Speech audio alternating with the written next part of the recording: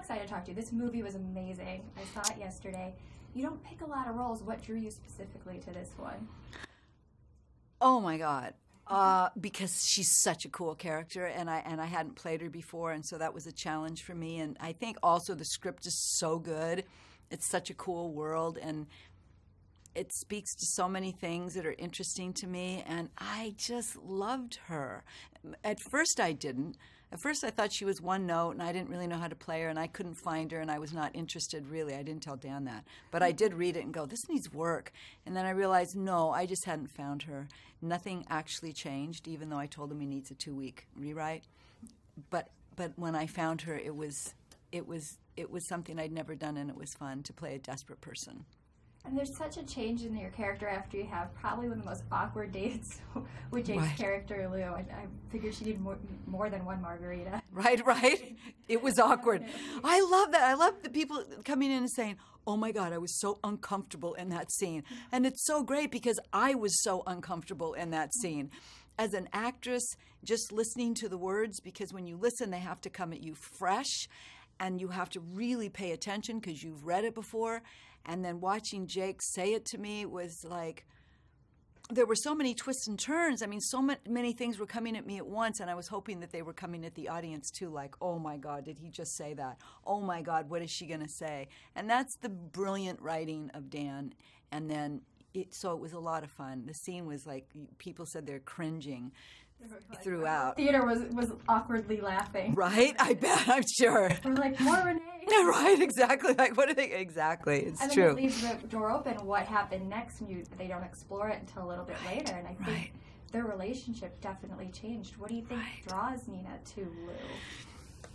Desperation. I think that she finally saw something. Oh my God, he could save her. He could keep. Maybe she could keep her health insurance and her dignity and her job and her apartment and maybe her.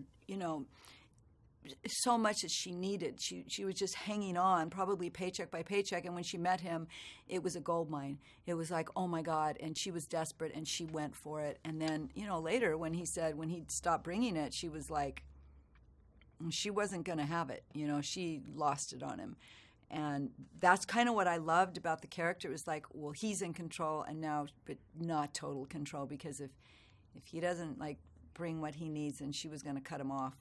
And whatever it was they were doing behind closed doors. Yeah. Who knows what that was? I never figured it out. I was going to say, was that something they took out of the film, or they always wanted to leave it as a question mark? Were you like, I want a scene with Jake? Well, yeah, no, I actually was not that. I was like, please don't do that. But, not because Jake isn't fabulous, it's just that, but...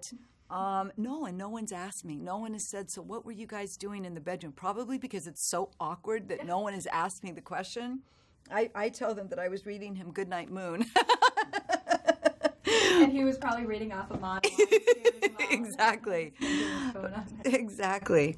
But I didn't, no, there was never that Dan did not want to go there, but there were certain people that were going to finance the film that said they wanted that. And Dan said, well, then I'm putting it on the shelf. There's no way that's going to happen. So it's much more interesting. And then the audience is, wouldn't it be great to have cards like what every person, when he says, and not like the last time when he says to Nina, like whatever it was that he threatened her with, that she didn't do in the bedroom. It's so great because you got to wonder, like, what was that? Yeah, what did she do or what didn't she do? I mean, that's so much more interesting than seeing it. What could be more interesting than imagining it? And you helped Dan a lot with it. Did you also help with the casting? Did you have an idea in mind of who you wanted to help? Well, no, he would run things by me, and Riz's character, he's Jake's partner was amazing, and he came and put in the tape, and I went, that's him. He's amazing. So in that way, and my daughter was there going, that's him, Dad. I mean, it's funny how that worked, and he's so great. And then, of course, when Jake got on board, that was kind of miraculous because he is such an incredible actor, and I don't think that many actors could have really hit it like he did. It was amazing to watch him work, and he had to sort of carry so much on his shoulders at once. It was beautiful and seamless, and I don't think people realize how hard it was. He made it look so easy.